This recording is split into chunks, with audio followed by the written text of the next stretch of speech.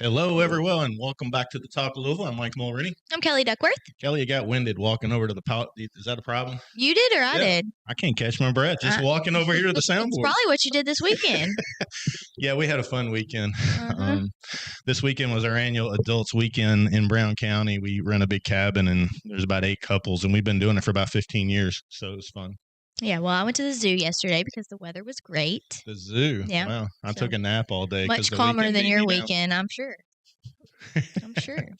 Well, we got some special guests today, but before we get to the guests, we got a sponsor that does amazing things in the community, Timmy's Car Wash. If you haven't been to Timmy's out on Dixie Highway, you know, it says it in the logo. Happiness is in a clean car. They do a fabulous job, family owned.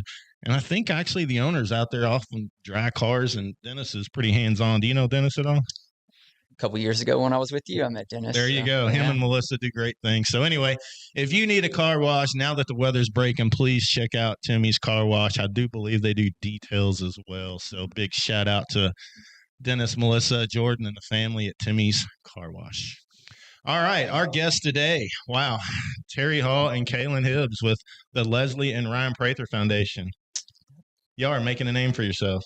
Well, Lesley and Ryan already made a name, and it was just, easy enough for us. I say easy, but their legacies were so big already that, their name is what's carried this thing forward and the impact they had. So I didn't know her, but, man, the pictures I see seems like she was so full of life that it's incredible.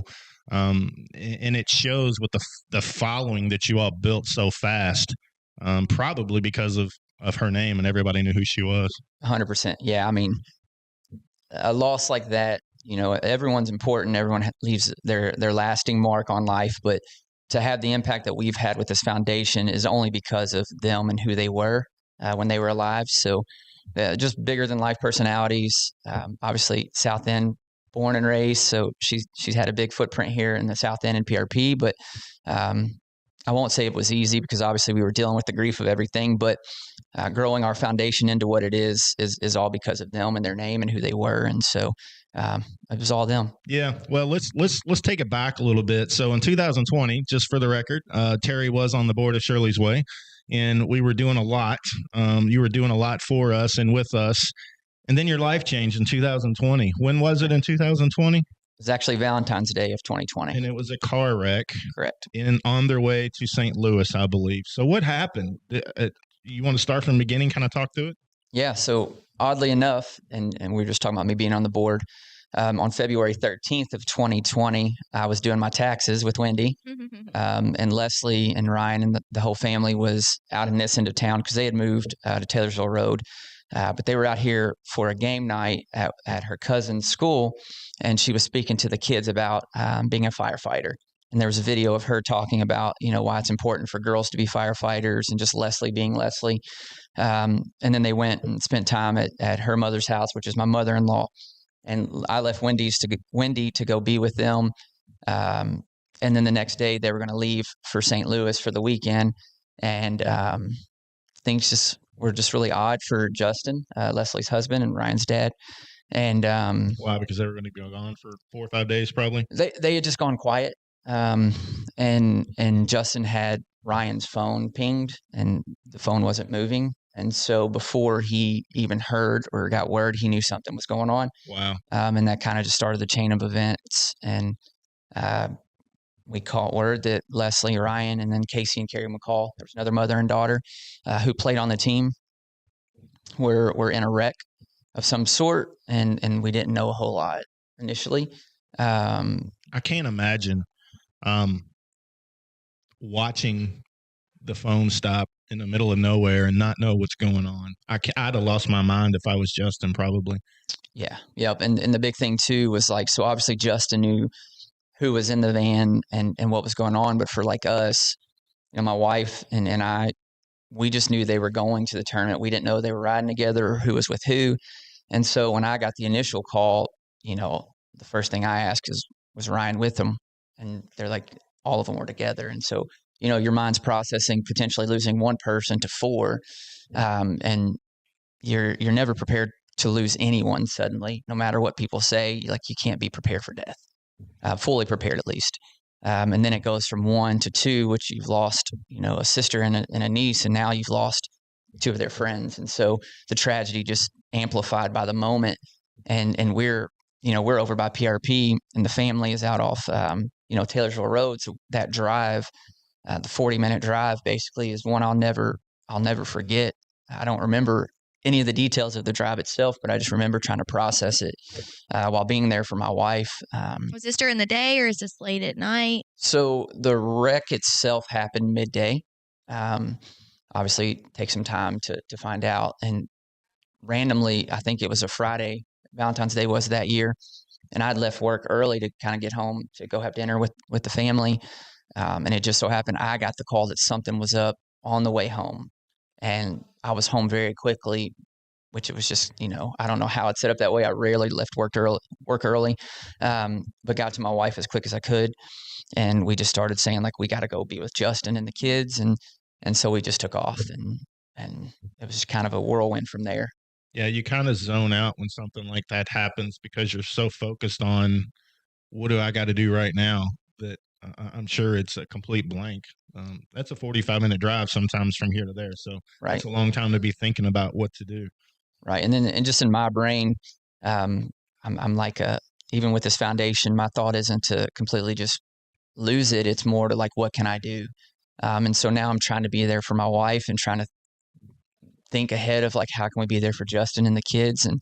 And you push back like your own grief in the moment. And then you start thinking about the community.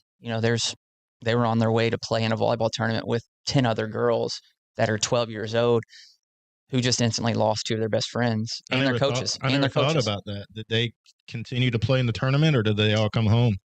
They did play in the tournament. I think the Friday they normally do like a prayer service and some things, and so they honored the girls there.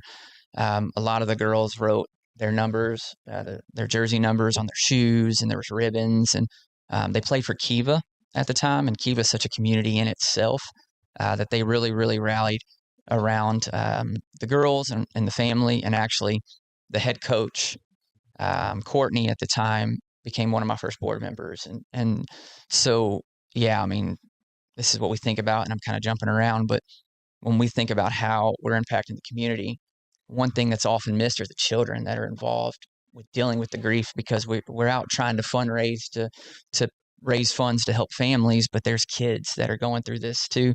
And so immediately I started thinking about their friends and my kids, and adults aren't, we're not born to handle situations like this. Life kind of gives us experiences that teach us how to deal with it.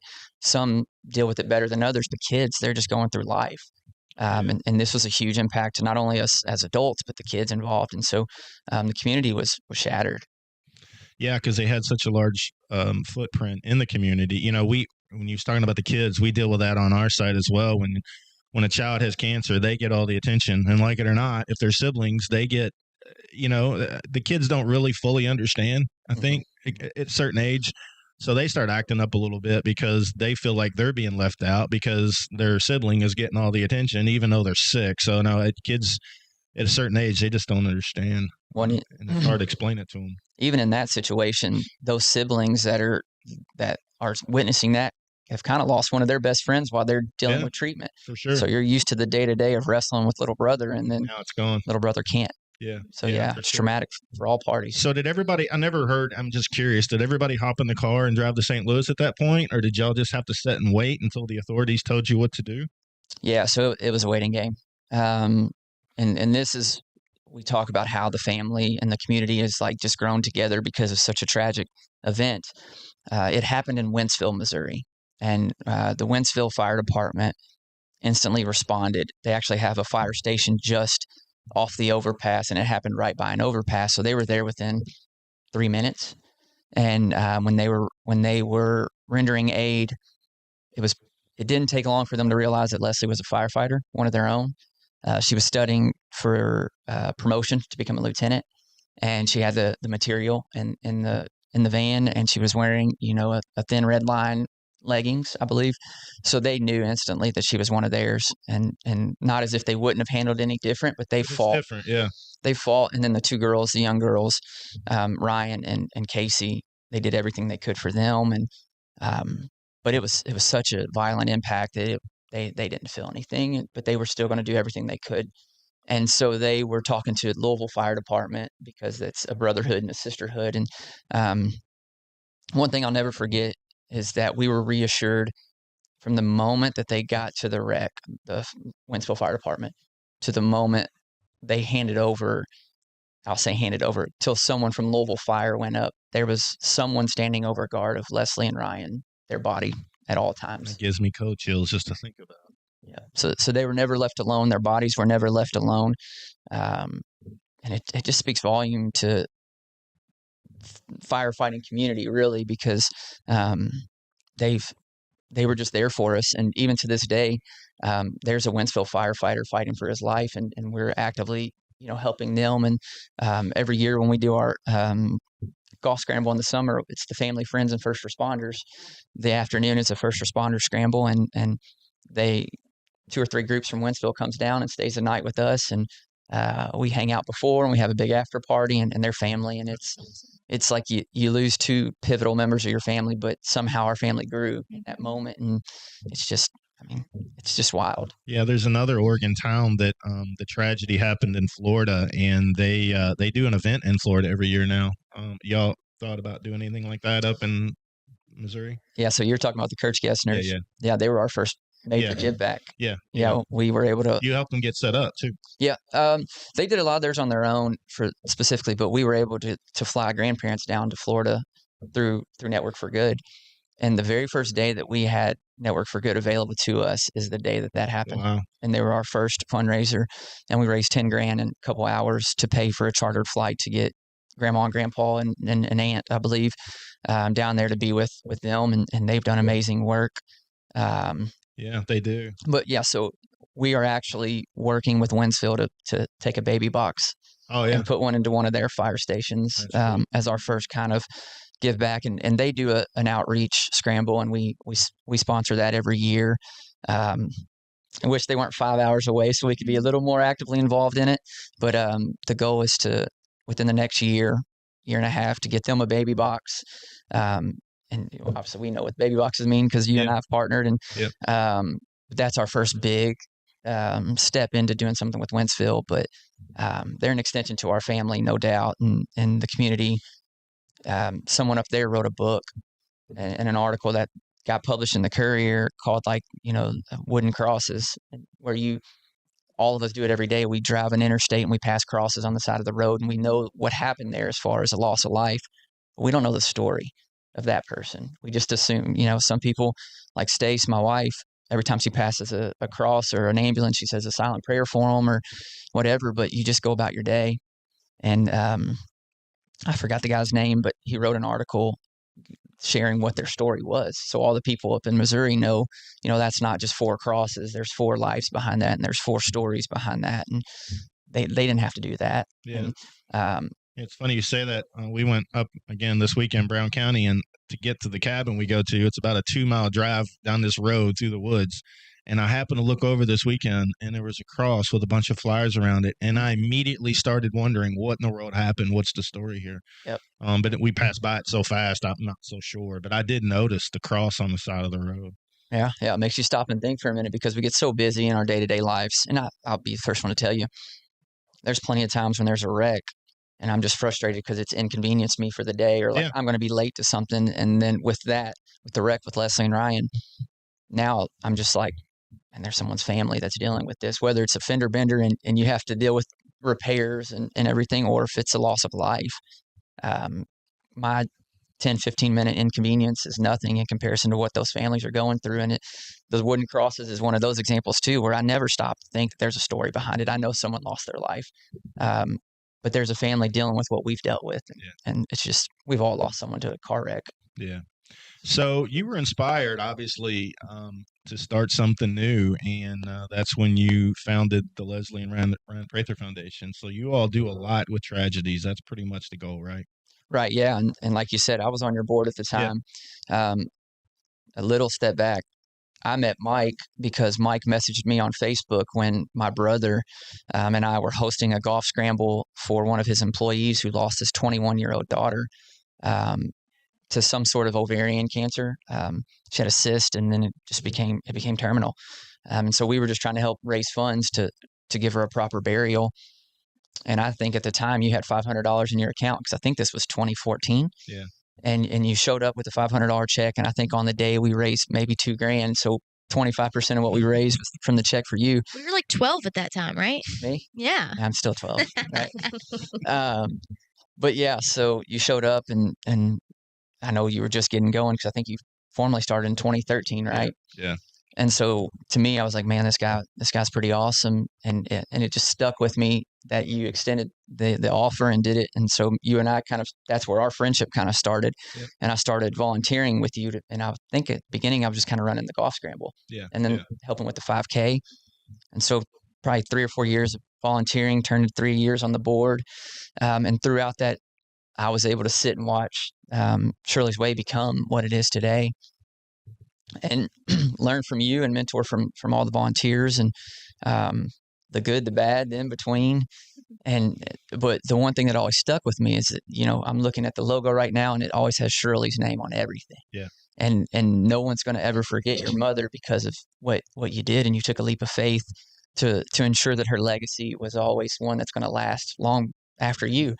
And then when everything happened with Lesley and Ryan, I was kind of just in a tailspin and trying to figure out what we can do. Kind of lost as to how we can make this into something that one day becomes, maybe just a little bit of a silver lining in it. And I was still on the boards and still trying to actively be a part of that. And then it was like, why couldn't we do something like this for Lesley and Ryan? And then it was like, all right, we're doing this. And talked to Justin, got his blessing, and then we just took off, because people that live, a great life and have a lasting impact, the day they get put in the ground or get cremated shouldn't be the day we stop that legacy. It should just grow from there. Yeah. And that's kind of what I wanted to do. And the family was behind it, and off we went. So when you started it, did she play volleyball at U of L, right? Yeah, Lesley and her sister Sarah both. So you instantly had, it seems like everybody at U of L, volleyball, all the Louisville Fire, all the PRP, all fire departments seem to know about the foundation because of Lesley. So when you started, you kind of had a huge built-in following of people that were willing and able to say, hey, what can I do to help? Let's make this happen. Exactly. So and you got one of the biggest firemen I've ever met in my life. The big guy, what's his name? Big G. I thought I was tall. I look up to him every time I see him. Yeah. So he was actually, Clarence Gamble is our vice president. He goes by numerous names. Big G. He's huge. G. Nice sexual guy. Chocolate. You name it. There it is. Clarence Gamble is his Getting name. a shirt made that says that. We give him to him so much. And as you could tell, like, obviously what we deal with is serious stuff, but we like to have fun. You have to, because we walked in today and the lady in our office is crying, and because you hear that stuff. When you hear all the tragedies and things that go on, it breaks you down. But then when you're willing to step in and do something and help, it's got to feel good. It does. And so back to Gamble. So he was teaching at the academy where the recruits go through. I'm gonna arm wrestle him, by the way. Don't do that. He used to be built like me.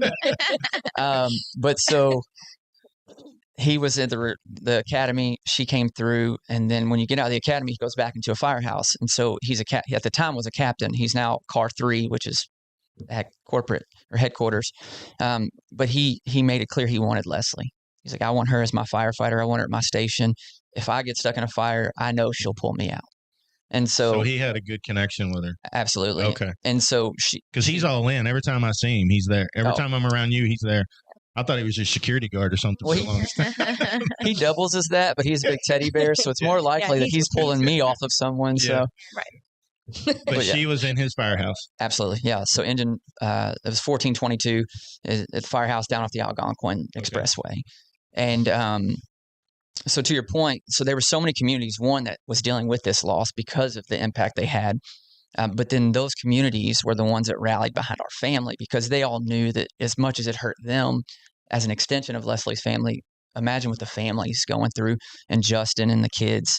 So that I just remember vividly the night that it all happened. We were just sitting in Justin's living room, like literally in a circle. Staring at the wall. Well, we were telling stories. Oh, okay. We were telling stories. Like someone, I think it was Justin, was like, look, we're not going to sit here and just make this a sob fest. Like, we're going to talk about them, and we're going to be sure to celebrate the lives they lived. And obviously we were all hurting, but it was such a moment. And when the Trouts lost Madeline, and that night I was in their living room, and they had a similar setup. They had everyone kind of just surrounding the living room. And I've not been pulled to tears many a times through this because I'm kind of a robot to it. I walked in that living room and felt the exact same thing I felt in Lesley and Justin's living room. But they had the same thing. If I'm not right, I could be wrong, but I think Marcy realized that her car wasn't moving anymore, and it looked like she was in the middle of Dixie Highway. And she's like, "What in the world is going on?" Mm-hmm. Horrible tragedy. Which, by the way, they settled the case, I think, last week. So they did. I'm not sure the guy got enough time, but at least he's going to be away for a while. Mm-hmm. So you were sitting in the living room with Justin and family, telling stories and talking about all the good times, I assume. Yep, and it was just the fire department had a couple people there. They had a chaplain. They had their media person handling the media for us so that we didn't have to deal with it. The University of Louisville Athletics had some representatives. There were just so many people that had surrounded us that while they were dealing with this loss as well, they were supporting us. But part of the foundation thought in my head that kind of started that day was like, what if we didn't have this? There's families that deal with these losses that have no one to be there for them, and they're just lost. They're dealing with the loss of life, and they don't have people calling funeral services for us. They don't have a big family. Sash is a brother-in-law as well, and me and Sash, trying to help, and Justin's brother is an attorney, and so we've had all these built-in layers that were helping the family, so that Justin didn't have to deal with this alone. But there's so many families that don't have that, and that instantly was like, how do they get through this? And now that we're running, 4 years into the foundation, that's what we're trying to become, is that community, and those resources that we needed at that time that ultimately we were lucky and fortunate to have. And that's kind of where the thought was in that moment. I was like, we'll do something and we'll make sure we help people because of all these people sitting in the room with us and the thousands of people that were not in the room, but doing, starting to do things, to plan memorials, to honor them, and whether it's T-shirts or whatever it was, we just felt so much love. And there was a whole other family, the McCalls, that were getting the exact same amount of love. I was going to ask if are they involved with the foundation at all? Or I always wondered if they felt left out because so much was done around Lesley and Ryan that I just always wondered if they were part of this or helped out. Yeah. So, and you'll hear me mention, I always make sure that we're honoring them too. And it's very, I'm very sensitive to that, but yeah, they're doing on their end. They created a scholarship fund that has an endowment, and they're honoring Casey and Carrie at Assumption High School, and so they're doing things a little less involved as far as it's very involved, but it's not a massive foundation. But they've showed up for us. They come to events. We come to their events. They're part of our family now too. And they've dealt with more tragedy since. Just 2 months ago, Carrie's little brother died unexpectedly at 43, which is how old Carrie was when she died. And her mother is still alive, and her mother has now lost Casey and Carrie, and her husband, who was a firefighter, retired, and then her son. So this family's been just through it, and we were able to do a fundraiser for them to help cover some of the cost. And we've Lesley's mother is going to meet up with the McCall mother, Patty, and we were forced to become a family instantly. But Lesley and the girls were already tight. We just didn't, I'd be lying to say that we had a relationship, me personally, with the McCalls, other than just the surface level of knowing who they were. But we've become a family through this. That's good. Yeah, it's great that everybody. A lot of times it pushes people apart. Especially tragedies, husband and wives often get divorced when kids. So you've been doing this for several years now, and I think you and I talked how overwhelming it can be to try and do all this yourself. And then this year you brought Kaylin on. Is that right? So what's your official title? I am the executive director. That's what I thought. Yeah. So you're helping now with all the events and things like that they put on? Events, our give backs, just wherever I'm needed, I'm there. Yeah, for sure. Sounds similar. Yeah. Yeah. You can relate. My little sidekick over here. Well, I can still remember when you were talking about bringing on Kellye, and Kellye was asking me questions on the side, and I'm like, this is what Mike needs, and you've got the passion because your mother was helped through Shirley's Way, and Kaylin and us, we already had a relationship through our kids, and she wanted to do something that was meaningful. It wasn't about the money. It was about I want to have a purpose in what I do. Obviously, she doesn't have a background in nonprofit work, and Kellye didn't either. None of us. No. Yeah, No. right. None at all. I didn't know what a 501c3 was when we started Shirley's Way. Yeah. But I had a little more experience because of the time with you. But Kaylin's here to help us continue to grow because you know how it is when you catch lightning in a bottle and something just grows. I mean, I think of the Queen of Hearts is really when I think Shirley's Way exploded. The second drawing that was just massive. There's no way you working a full-time job with kids, you have 3 kids just like I do, could sustain that growth. But you don't want it to slow down because of the impact it has on families. And that's when a Kellye or a Kaylin has to come in because you and I are very similar in that we want to fix the world and all the problems, but there's too many cracks in the foundation for us to fill them all. And so you need strong women and volunteers like these 2 girls. And it was overdue. Yeah, no, I get it. I just, you get to the point where you're up till 2 or 3 in the morning trying to handle tragedies, and the pain of reading what people are going through is difficult enough, but to have no sleep and then take time away from your kids. So I've told Kellye she's a blessing multiple times, and she calls me old every chance she gets. So Hey, she just called me young, so I'll take it. But I'm sure having Kaylin help out. So what kind of events do you all have coming up? How do you raise money? Let's talk about that a little bit. What's our next event? Ladies' night. And it is I think we literally bought a table. We do, yes. It is- We love that event. Yes, it is so fun. Yeah. So when I actually first, joined, the first week was Ladies' Night. That was my first event. Oh, way to And get the thrown in corporate golf that. scramble. And yeah, it was Saturday was Ladies' Night. Yep. And then Monday was the golf scramble. It Wow. was like hit the ground Yeah, running. welcome aboard. Yeah. But no, that event it is amazing. It's When it's at a new venue now, right? Which Yeah. looks beautiful. Progress It Park is. just built a big, nice venue, and there's a bunch of Airstreams around the property, and there's a pond. It's just gorgeous. And the McDowell family is a Kiva family that we met through the foundation, and they're co-owners of that venue.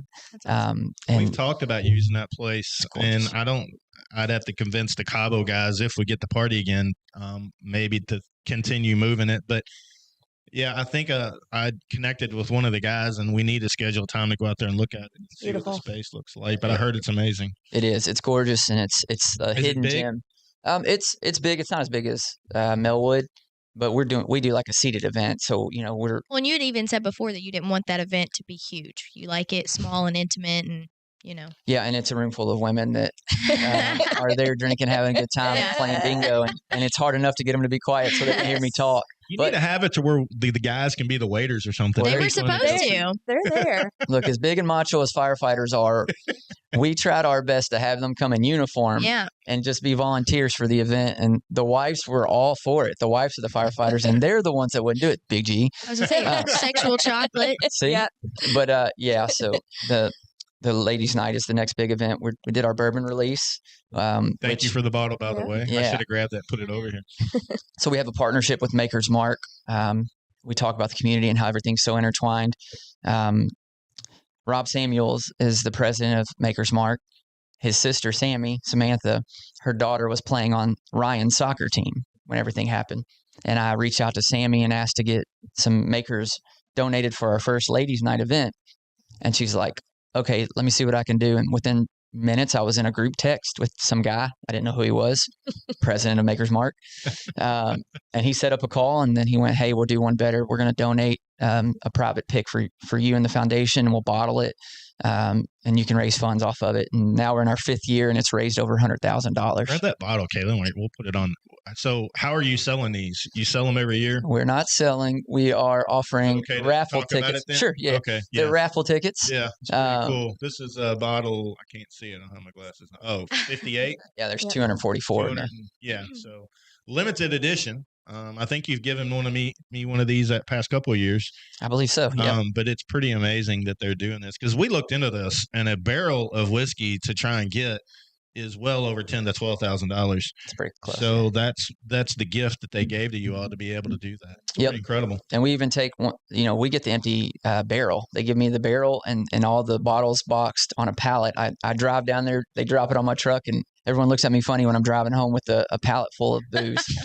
But we even take that empty barrel and turn it into a propane-powered fire pit and auction it off at our gala. And then we auction off 4 to 6 people to go on the pick with us to pick it. So we squeeze every penny out of that barrel. So how do you do this again? How do you get a raffle ticket, or how's that work again? So people know if there's a website they can go to. So we offer roughly 150 to 200 raffle tickets. It gives you a chance to get a bottle, but just so happens that there's 150 to 200 bottles available. So you'll get a bottle. And then we do a release night at Cask, which is out in J-Town.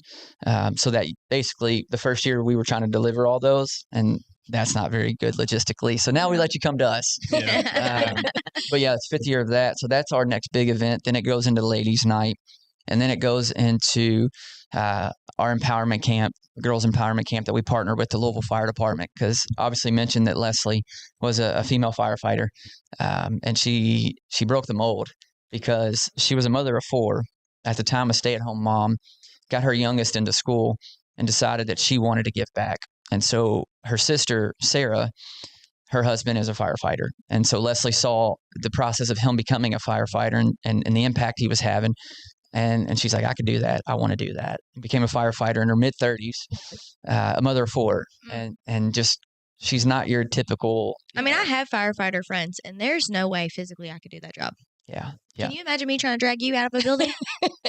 I think you try real hard. You would be toast. Like, I would try hard, but it's probably not going to happen. I know. That's the problem about being a big person. I mean, it's tough to do.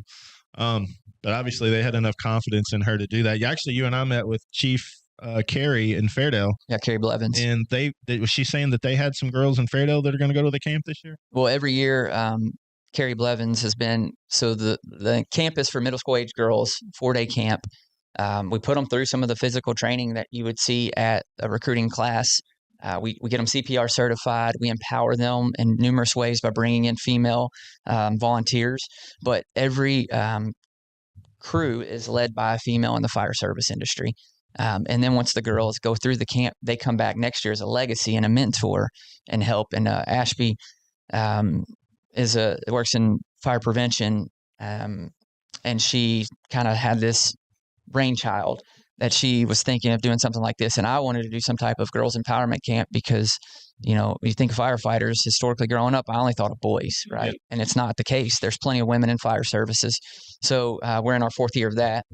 And it's amazing, and they get to graduate and they're coming out CPR certified, and then they come back and volunteer with us and always help families that we're helping, and it's just a beautiful thing. But the biggest thing about it is that these girls come out feeling empowered. They feel like the best versions of themselves, and they feel like it doesn't matter that they're a boy or a girl or what they are. They can do whatever they want. Well, I was going to say, life is all about having the confidence to do something. And I'm sure that builds their confidence like crazy. It's awesome. It's amazing to watch. I actually cried this year at our little graduation ceremony at the end because it was my first time seeing it, obviously. And, I saw them on day 1. They all came in. They're quiet. They don't talk to each other. Super shy. And by the end of it, you see the actual connections that they've built with each other and just a real change in them. I don't know how you could track this, but I bet a lot of them end up being lifelong friends. Oh, I'm sure. And probably end up in the fire profession as well. Yeah, and so that's the big thing about a lot of camps do the camp and they do it well, and then it's a summer or whatever it is, and then it's kind of over, and it's up to the kids to create or to keep those relationships. We let the girls become legacies. So we're encouraging them to come back. and have an impact on younger girls, but it's also keeping them together. And when Ashby does something for the empowerment camp outside of the actual camp and has like a speaking engagement or whatever it may be, she invites them. We did Fire Prevention Week. They have these called these ducks. They're scorching ducks is what they're called. But you drop them in a bathtub, and it's for new parents because you just don't know. Sometimes the water's hotter than you think, and kids get scalded and drowned and have these things happen. Well, we donated a bunch of those, and the girls went down to the Norton's Women and Children and donated them. And when you drop the duck in the water, if it's too hot, it says hot. Mm-hmm. So new parents know, wow, my kid can't get in there yet. Yep. And our girls went down there and presented it, and it's such a cool thing. Honestly, it's one of the positive things we get to do because what we deal with is death and mm-hmm. critical illness and things that it's so deep and hard to like find the positive in the moment. This is something very positive, and these girls' lives will be changed forever. And personally, I don't care if any of them take a profession in the fire service industry. I just want them to walk out feeling empowered that they can be great at whatever they want to be. Because obviously with social media, boys kind of have this internal, not all, I'm not going to generalize that. But like, I know when I was a kid, if someone like talked down to me, in my head, I'm like cussing them out. Like, I'll show you. But girls are, and I speak from a dad of a girl. I can't yell at her and tear her down and expect her to build herself up like I was as a boy. So girls need a little more reassurance to say like, hey, like, this isn't a man's world. Like, there wouldn't be a world without women, and you can do these things. And social media can tear girls down because a lot of it's so surface and about image and all this. And so it's a camp where we just get to build them up and love on them. And again, it's all females there. Big G's there. I'm there to kind of just oversee to make sure nothing goes wrong or that they don't need anything. But is this a week-long camp? It's a 4-day. 4-day. Okay. Yep. And it's middle school age because it's not a recruitment tool for us. I was going to ask the age. So it's middle school. Which middle school is such a horrible time. It's like in a of girls or boys, honestly. Weird. Yes, but I remember middle school being horrible. Yeah. Well, but you're right. Social media has made it very difficult for girls because girls always, it has to be the image. It has to be the perfect picture. It has they see friends posting stuff that they think, oh, I'm not as pretty as she is. And next thing you know, their confidence starts tanking. Right. But I can see where this has a huge impact on confidence. It does. And it's called the Lesley Prather Empowerment Camp. Is there a website for that? Or just it's all on our website. What's the website? LRPFD.org. And that's for everything, for the empowerment camp, to make donations, to get you a chance on the bottle. Is it a chance? You say it's a chance, right? Okay, I didn't. How much are these? $100. $100 for a chance. Yep, and it all goes back to the foundation because we have no cost involved in this. But yeah, everything's out on the website. But the empowerment camp was just like, you just leave that week feeling like you made a difference. Yeah. And you see those girls, like Kaylin said, they come in all shy and then they leave like cut. Actually, it gets to where we're like, y'all got to stop. Y'all gotta calm down. But middle school was the perfect age for us because we're not trying to push them towards the fire service industry. What we're trying to do is empower them that they could be pushed towards whatever they want to do. And high school feels like a recruitment tool. Yeah. I don't want to feel that way. You don't want to feel like you're putting on a commercial for the fire department. Right. Even though it might cause some of these girls to lean towards that way as they get older, Oh, the first one that goes into the fire service industry, we're going to celebrate. Like crazy. Are you keeping track of where they end up? I mean, yeah. So how many, you've done this 4 years? Yeah. So now we've got girls that are in high school. No one's graduated high school yet, but they're getting close. Our first class is, and now we're offering a scholarship to Legacy when they continue to do volunteer work. So instead of just leaving the program and hoping they're successful, we're encouraging them to continue to do volunteer work. And we gave out 2 scholarships at this last class graduation to encourage them to go to college and have further education or become a firefighter or go into a trade school. But whatever it is, if you win a scholarship, we're going to support it. And it's a $1,414 scholarship, 1414. If you look at our logo, both girls are wearing a 14 jersey. I noticed that on here. Yep. Yeah. And this year's bottle was 1414. Yeah. So everything we do is so personalized. I want you to feel like you get to know Lesley and Ryan with everything we do, and I want you to feel like you're part of our family. And I'm an enemy of my own at times, but I'm in my brain so often to make sure that what we're doing never loses that feeling, which means it takes a lot more work for us. Yeah. But I never want anything that we do, whether it's helping a family or someone volunteering or someone going to our camp, I don't want it to feel like a business transaction. Mm-hmm. I want it to feel like you just walked into the family's kitchen and we sat down and worked through some problems and you left feeling loved. And so that's hard. It's easy. Now, I won't say everyone works that way. There's some that we step in and we might help with a bill or something, and it's pretty quick. But we want to be a part of, if you lost someone, the grief process. We want to walk it with you. We want to support you. And obviously, financially, there's only so much we can do because it's an expensive industry. Death is. But whether it's a grief counseling resource we provide, whether it's Kaylin, being available to you to, we've got an older lady who lost a husband who he paid all the bills. Yep. She has no clue how to pay bills. Would you help her get glasses the other day? Well, her eye exam, now she needs glasses and they had to refer her out. So just little ins and out that. Yeah. If something happened to me, I know all the passwords. So I don't know. Yeah. So something like that, you might want to keep in mind that, a spouse or partner might not have. Yep. Well, let's pretty amazing stuff. How much have y'all given away since you started? So we were in between 1.1 and 1.2 million dollars. We were actually helping the Luxemburger family and the Trout family start their nonprofit. So there's going to be a big give back for them because we're kind of mentoring them and getting them pushed. So that'll get us to 1.2 million. But it's over 500 families that we've helped with financial assistance. As far as resources that aren't tied to finances, couldn't even keep track of that because we're not tracking that. Yeah, we don't either. It's too hard. Well, Kaylin, give us a couple events you got going on this year and how they can donate. Yeah. So, like we said, we have our ladies' night coming up. Here's the test. Oh God, I don't even remember the dates. Yeah, it's all on the website. All right.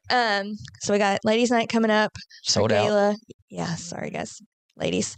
And then our gala is August 23rd. It's the Saturday before Labor Day. Yeah. We had fun. We went this year. It was a good time. Yeah. Yep. We hope you don't feel like it's a traditional gala because that's our big thing so it has its traditional aspect where there's a program, but at the end it just becomes a party. Yeah. And I have to have someone walking around being my handler because your voice of reason. Yeah. I've got a few of those. Can you take his phone chase sometimes? Me down. Hey, you can't do that. Well, thanks so much for coming on. Couple events this year, and go to the website to get information. And the website is again lrpfd.org, and we have all socials, so you can find the website on the socials too. Fantastic. Well, thanks so much for coming in. Pretty amazing stuff. And maybe we'll do it later on this year and talk about the events and see how they went. So, absolutely. Thanks so much, Lesley and Rhyan Prather Foundation, and we'll see you all next time. See you all.